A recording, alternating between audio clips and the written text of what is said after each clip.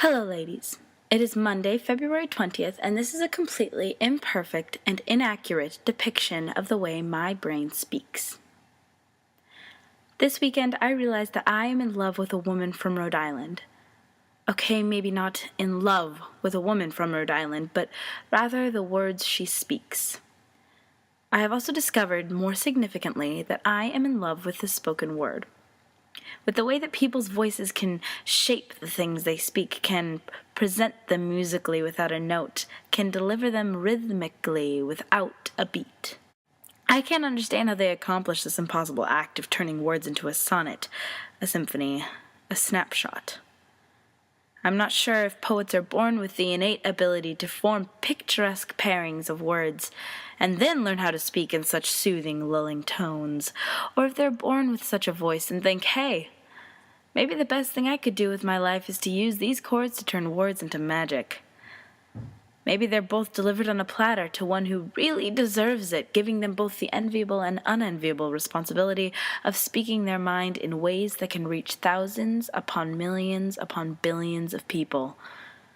Or maybe every voice is the capacity of music, despite deafness. I find that what spoken word poets can do is amazing. It requires the courage and focus to stand before people, look internally, and take out what is most private and precious and put it to beautiful, harsh, melodious, cutting words and perfect, awkward, syncopated beats. I have learned that I like listening to poetry more than I like writing it, for I feel like there is no possible way I could write good poetry. I'm not even sure if I could deliver poetic words, because I don't think I've experienced enough life, withstood enough hardships, or noticed enough simple beauty for me to actually succeed in making a difference in the world of literature and performance. This is why it's impossible for my mind to comprehend how much talent some people can have. Something I've also realized is that nothing makes me happier than people who are talented. I love listening to people's art, seeing the product of their skills, understanding what they've done and how beautiful their effort, hard work, and time have all become. The human being can be amazing, and the people who have the ability to remind me of that, I hold in great esteem. I like seeing people's hard work paid off. It gives me a better thrill than my own success. I can't tell you why it's always been like this. I cry at other people's accomplishments, laugh against their pitfalls, and weep along with their failures, because I feel like true talent should be recognized. I don't know what the difference is between wanting others to succeed and ignoring your own opportunities to do the same, but I feel like it may be because I'm okay with myself. I don't feel the need to be talented, but I do enjoy, more than anything else, that trait in others.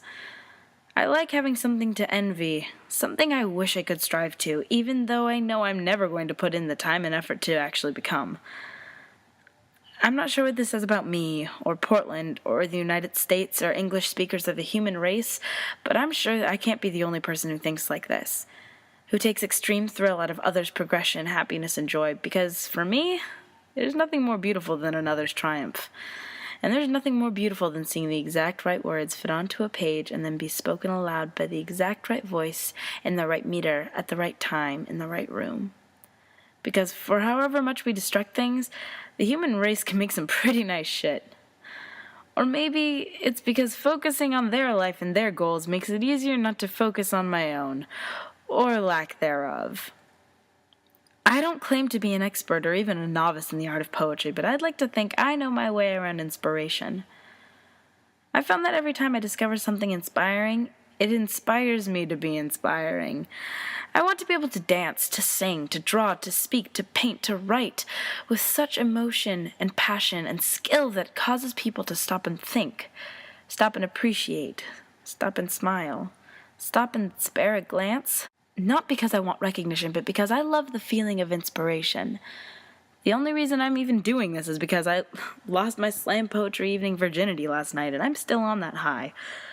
I'm not sure how these words will come across, sincere, pretentious, forced, or pathetic, or inspiring, but it is so infrequently that I act upon these inspirations due to skill, time, or will, that I feel like this is a momentous occasion.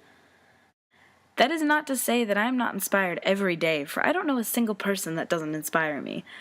Caitlin and her vlogs, Alex his prose, Jake his scripts, Lily's beauty, inner and outer, Kate's individuality, Keegan's commitment, Anna's strength, Emily's determination, Isabella's talent.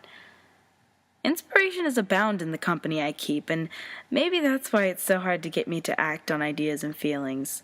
Because being surrounded by these people makes life pretty damn good. I guess what I'm trying to say is thanks.